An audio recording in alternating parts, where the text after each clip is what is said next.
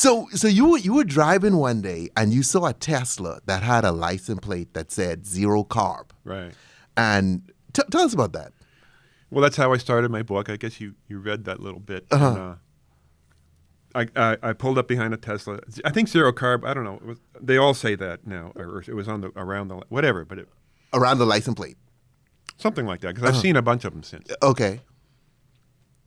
Okay, that's cool. Zero carb. The guy who drove it, or Tesla, wants everybody to think we're not emitting anything to the climate. We're good guys. We're not doing anything bad here.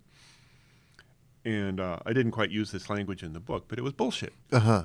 Because the Tesla didn't just appear in the world out of thin air. It was made by a bunch of materials that were basically if you go back far enough, they were scraped out of the ground somewhere and then boiled or munched around or bathed in acid or done all sorts of things to end up with the plastics and the foam rubber and the steel and the glass that you end up with a Tesla.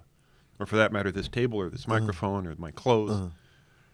So there's a background, there's a supply chain, and there's all sorts of emissions and weird chemicals involved in all of that, including a Tesla.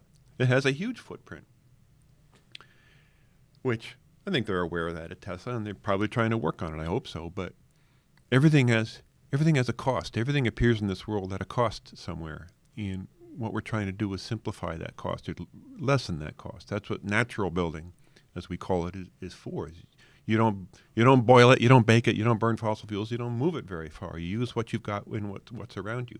It's the best way to eat, it's the best way to build, best way for everything.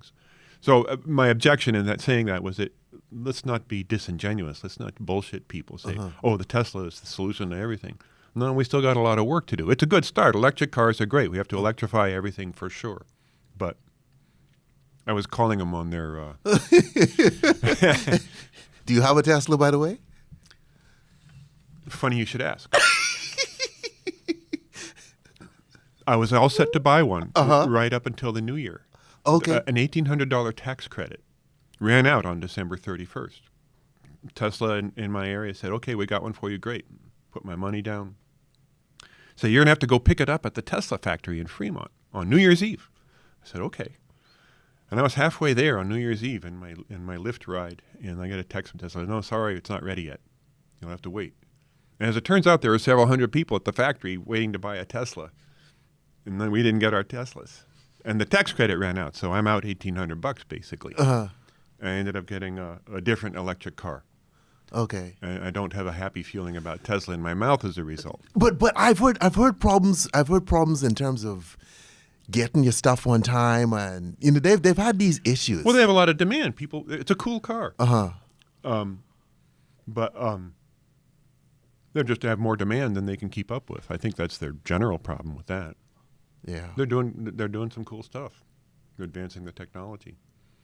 Mostly, that may end up being that the battery technology will be where they really make a difference in the world. Because that's a big hang right now, right? I've got solar panels, but having a battery to keep you going through the night is another story.